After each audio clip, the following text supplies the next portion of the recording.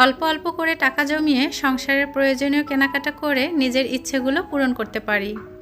মাত্র 20 টাকা করে জমিয়ে আজ কত টাকা দিয়ে নিজের সুকেসটাকে সাজিয়ে নিলাম একদম মনের মতো করে। সুকেস ডিপ ক্লিন করে নিলাম আর কি কি কাজ করলাম আজকের ভিডিওতে আপনাদের সাথে শেয়ার করেছি, আর সেই সাথে টাকা জমানোর আইডিয়া। যারা ভিডিওটি দেখা শুরু করেছেন একটা লাইক দিয়ে পুরো ভিডিওর সঙ্গে থাকবেন। আশা করি আমার আজকের ভিডিওটি দেখে একটু হলেও উপকৃত হবেন।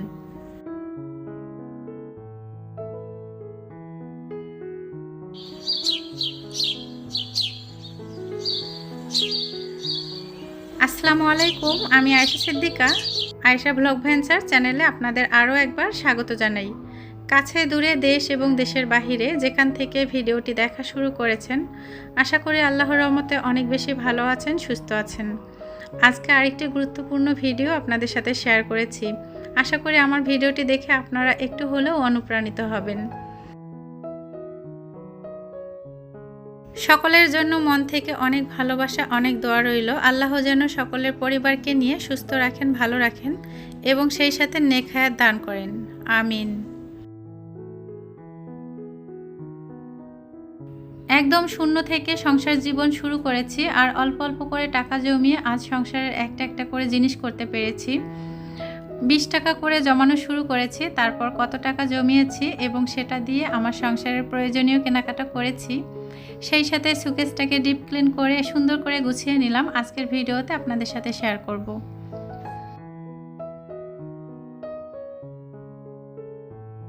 অনেকেই মনে করেন বেশি টাকা থাকলে শুধু সঞ্চয় করা যায়, কিন্তু আসলে অল্প অল্প করেও বড় সঞ্চয় তৈরি করা সম্ভব।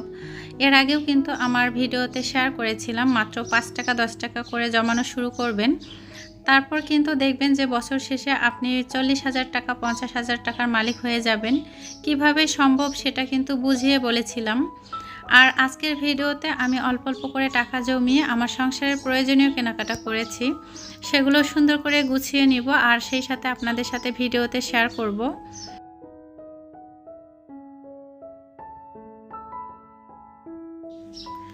টাকা জমাতে চাইলে প্রতিদিন বা প্রতি সপ্তাহে নির্দিষ্ট পরিমাণ টাকা আলাদা করে রাখবেন, যেটা আপনি জমিয়ে রাখবেন এবং আপনার কত টাকার দরকার বা কি পরিমাণ টাকা দিয়ে আপনি একটা ইচ্ছে পূরণ করবেন বা আপনার স্বপ্ন পূরণ করবেন, সেরকম কিন্তু আপনার একটা বাজেট নির্ধারণ করতে হবে। সেই সাথে আপনার ইচ্ছে থাকতে হবে, তা না হলে কিন্তু কখনোই আপনি টাকা জমাতে পারবেন না।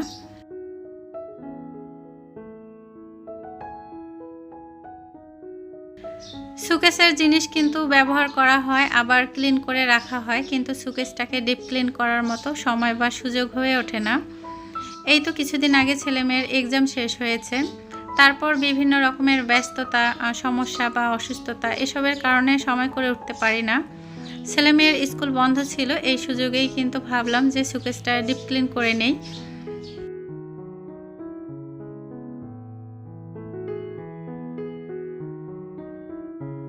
সুকেসের গ্লাস লাগানো থাকে, তারপরেও কিভাবে যে ধুলোবালি হয় আসলে বলে বোঝাতে পারবো না। সেই সাথে কিন্তু অনেক সময় কাঠে কিন্তু বিভিন্ন রকমের ফাঙ্গাস কিংবা ছোট ছোট তেলাপোকা হয়, আর সেগুলো দূর করতে চাইলে অবশ্যই কিন্তু আপনারা গ্লাস ক্লিনারগুলো ইউজ করতে পারেন। গ্লাস যেমন ক্লিন হবে সেই সাথে কিন্তু কাঠে ফাঙ্গাস পড়বে না। তো আমার কিন্তু এখানে কোনো রকম ফাঙ্গাস হয়নি, তারপরেও বলছি অনেকেরই কিন্তু এরকম সমস্যা হয়। তাছাড়া ছোট ছোট পোকা বা তেলাপোকা হয়, সেখানে আপনারা ন্যাপথলিন দিয়ে রাখতে পারেন। কিচেন রুম এবং ডাইনিং রুম কিন্তু একদম পাশাপাশি, আর এই যে সুকেসটা দেখতে পাচ্ছেন এটা কিন্তু কিচেন রুমের একদম দরজার পাশেই। তো অলরেডি কিন্তু তেল চিটচিটে ভাব একটা চলেই আসে, যতই ক্লিন করা যাক না কেন। কিছুদিন পরই যদি করা যায় তাহলে কিন্তু ভালো থাকে।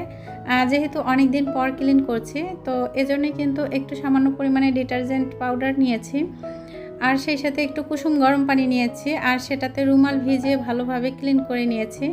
আর সেই সাথে কিন্তু এই যে গ্লাস ক্লিনারটা সেটাও কিন্তু আমি কাঠের উপরে ছড়িয়ে দিয়েছি।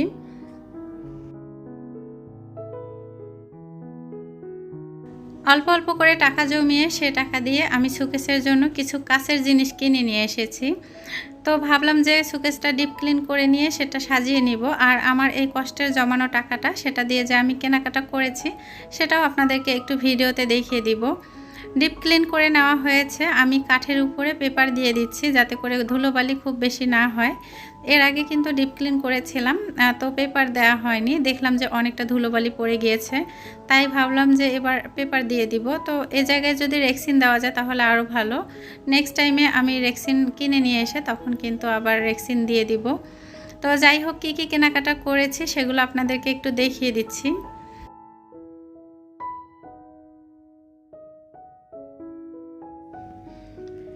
10 টাকা, 20 টাকা, 50 টাকা এবং সেই সাথে বাজার খরচ থেকে কিন্তু আমি কিছু টাকা সেভ করতে পেরেছি। সে টাকাগুলো জমিয়ে রেখেছিলাম। তো গত দিনেও কিন্তু বাজার করে সেখান থেকে 500 টাকা সেভ করতে পেরেছিলাম। এভাবেই কিন্তু আমি টাকা জমাতে পারি আর কি। তো দেখা যাচ্ছে যে আপনি শুধুমাত্র 10 টাকা 20 টাকা করে জমাবেন, মনে করবেন হাজার হাজার টাকা আপনার হাতে চলে আসবে, সেটা কিন্তু না। তো আপনার কিন্তু আস্তে আস্তে করে টাকার পরিমাণটা বাড়িয়ে দিতে হবে এবং সেই সাথে বিভিন্ন সোর্সে আপনার টাকা জমাতে হবে। এই যে ধরুন ছেলে মেয়েকে স্কুলে নিয়ে গিয়েছেন, যখন আপনি বাসায় চলে আসবেন, একা চলে আসবেন, তখন কিন্তু আপনি হেঁটে আসতে পারেন। সেখান থেকে 30 টাকা 40 টাকা সেভ হয়ে গিয়েছে, সে টাকাটা আপনি সরিয়ে রাখলেন এবং 4 দিনের জন্য বাজার করেছেন, সেটা দিয়ে পুরো একটা সপ্তাহ চালিয়ে নেওয়ার চেষ্টা করবেন। বাকি 3 দিন বাজার করতে না পারলে ওখান থেকে যদি 1000 টাকা বা 1500 টাকা সেভ করতে পারেন, তাহলেও কিন্তু একটা মোটা অঙ্কের টাকা আপনি জমাতে পারছেন।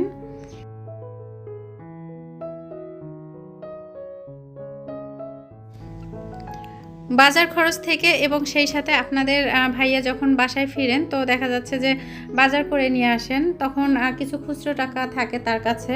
তো এর মধ্যে যদি 20 টাকা বা 50 টাকার নতুন নোট থাকে, সে টাকাটা নিয়ে আমি আলাদা করে জমিয়ে রাখি। তার কাছে অবশ্যই পারমিশন নিতে হবে। তো দেখা যাচ্ছে আমি জিজ্ঞাসা করি যে এই 20 টাকা বা 50 টাকা আমি নিতে পারবো কিনা। সে যখন বলে যে হ্যাঁ ঠিক আছে নিয়ে রাখো, তো সেটা আমি আলাদা করে জমিয়ে রাখি। এভাবে কিন্তু আমি বেশ কিছু দিনে 2700 টাকা জমাতে পেরেছি। আর সেই টাকা দিয়ে আলহামদুলিল্লাহ আমার সুকেসের কিছু পছন্দের জিনিস কেনাকাটা করেছি।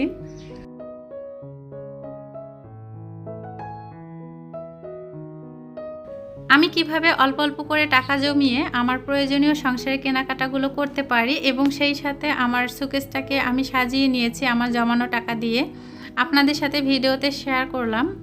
ভিডিওতে কিংবা কথার মাঝে হয়তোবা ভুল ত্রুটি আছে, প্লিজ ক্ষমা দৃষ্টিতে দেখবেন। আর আমার এই ছোট্ট সুকেসটা সাজানো কেমন হয়েছে সুন্দর একটা কমেন্টের মাধ্যমে জানিয়ে দিবেন।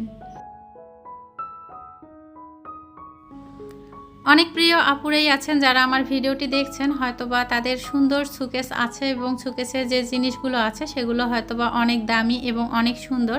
তবে আমার যা আছে সেটাই কিন্তু আলহামদুলিল্লাহ আমার কাছে অনেক বেশি দামি। হয়তোবা দামি সেরকম কোনো কিছুই নেই, তারপরও আমি বলবো যে একদম শূন্য থেকে আমার সংসার জীবনটা শুরু করেছি এবং আলহামদুলিল্লাহ আমি যা করতে পেরেছি সেটার জন্য শুকরিয়া আদায় করি। হয়তোবা পরবর্তীতে আরও ভালো কিছু করতে পারবো কিংবা এটা নিয়েই আমাকে সন্তুষ্ট থাকতে হবে।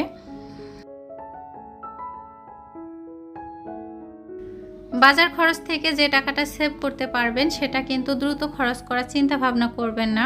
অবশ্যই একটা ব্যাংক কিনে রাখতে হবে। আসলে ব্যাংকে যখন আপনি টাকাটা রাখবেন তখন কিন্তু ব্যাংক কেটে আর সেই টাকাটা নিতে ইচ্ছে করবে না। তবে পার্স ব্যাগে থাকলে কিন্তু সেটা খরচ হয়ে যাওয়ার সম্ভাবনা বেশি থাকে। তো এই যে আমি এখানে 300 টাকা সেভ করতে পেরেছিলাম, তো সেটা আমি ব্যাংকে রেখে দিচ্ছি। এভাবে কিন্তু দেখা যাচ্ছে যে 10 টাকা 20 টাকা 100 টাকা কিংবা সম্ভব হলে 200 টাকা যখন যেমন হবে সেভাবেই কিন্তু সঞ্চয় করবেন। দেখবেন যে একটা সময় মোটা অঙ্কের টাকা হয়েছে যেটা দিয়ে আপনি সংসারের জন্য প্রয়োজনীয় কেনাকাটাগুলো করতে পারছেন।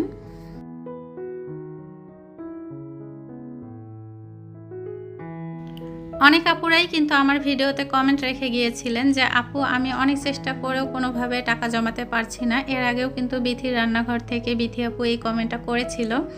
তো আপু যদি আমার আজকের ভিডিওটি দেখে থাকে তাহলে আপুর উদ্দেশ্যে বলবো যে আজকেই শুরু করে দাও, ইনশাআল্লাহ তুমিও পারবে টাকা জমাতে এবং সেই জমানো টাকা দিয়ে ইচ্ছেগুলো পূরণ করতে। অনেক প্রিয় আপুরাই কিন্তু আমার কমেন্টে রেখে গিয়েছেন আপু আমি তো কখনো বাজার করতে যাই না, আমার হাজব্যান্ড বাজার করে নিয়ে আসেন আর সেই সাথে আমার হাজব্যান্ড কখনো আমাকে হাত খরচের জন্য টাকা দেয় না, তাহলে আমি কিভাবে টাকা জমাবো? সেই আপুদের উদ্দেশ্যে বলছি, প্রিয় গৃহিণী আপুরা, যদি ঘরে ছোট ছেলে মেয়ে থাকে তাহলে একটা ব্যাংক কিনে নিয়ে এসে দিবেন এবং ছেলে মেয়েকে বুদ্ধি করে শিখিয়ে দিতে হবে যে বাবা আমি টাকা জমাতে চাই, আমাকে 10 টাকা বা 20 টাকা দাও, আমাকে নতুন টাকা থাকলে দাও, আমি টাকা জমানো শুরু করব। ঠিক ছেলে মেয়ের কথা কিন্তু কখনোই বাবারা ফেলতে পারবে না। তো এভাবেই কিন্তু অল্প অল্প করে টাকা সঞ্চয় করা শুরু করতে পারেন।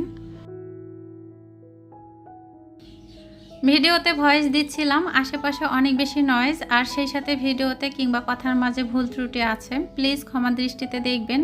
আজ এ পর্যন্তই। আসসালামু আলাইকুম, আল্লাহ হাফেজ।